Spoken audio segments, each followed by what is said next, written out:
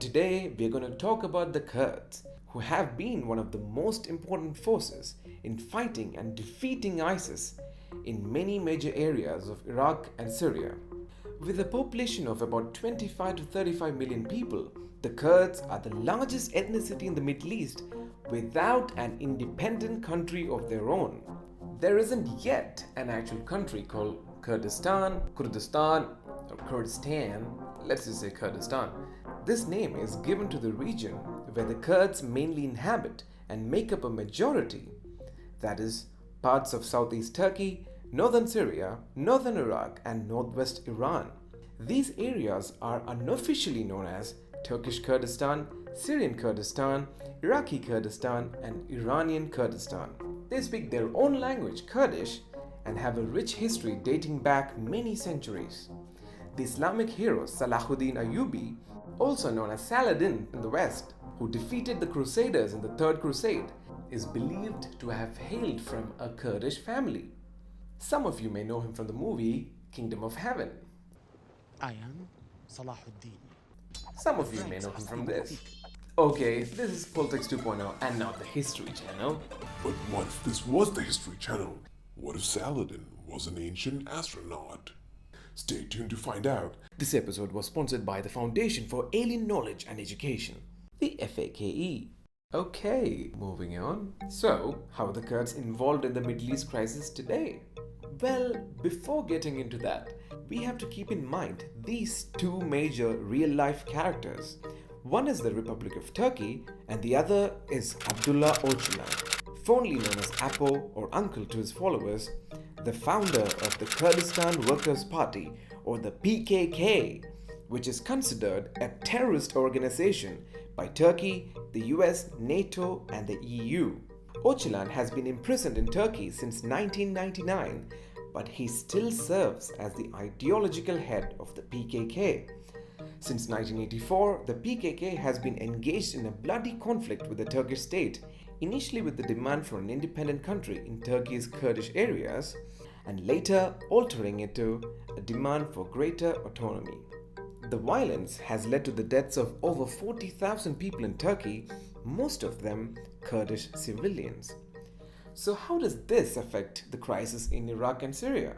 In 2012, 1 year into the Syrian Arab Spring, the Syrian government forces withdrew from the Kurdish populated areas of northern Syria to fight the rebels further south of the country. The Syrian Kurds used this opportunity to carve out a self-declared autonomous region in the north of Syria called the Democratic Federation of Northern Syria, also known as Rojava, which just means west in Kurdish. The party that governs Rojava is the Democratic Union Party, or the PYD, and its armed wing is called the People's Protection Units, or the YPG.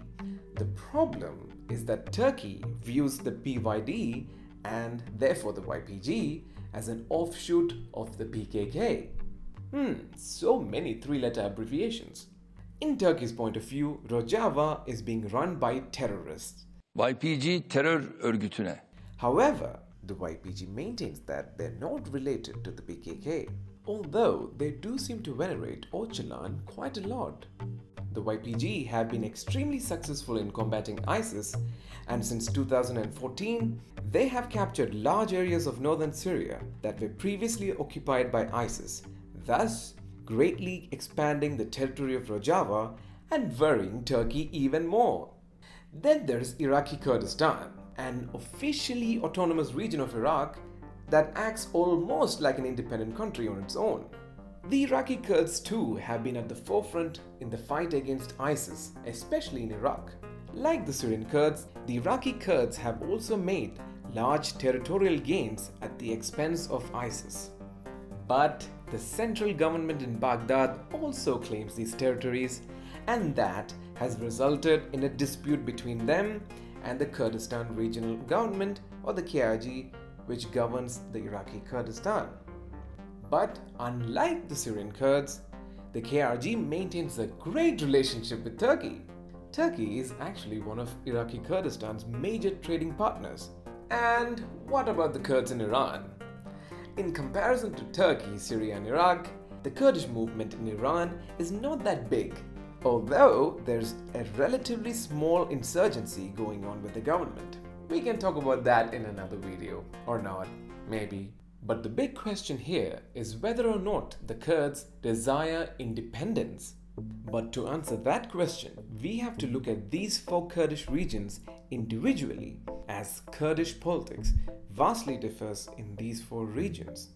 In conclusion, it is fair to say that the Kurds are a people who are united by identity and are divided by politics. Now we can get into the details. We're just getting started, especially with the abbreviations. Peace.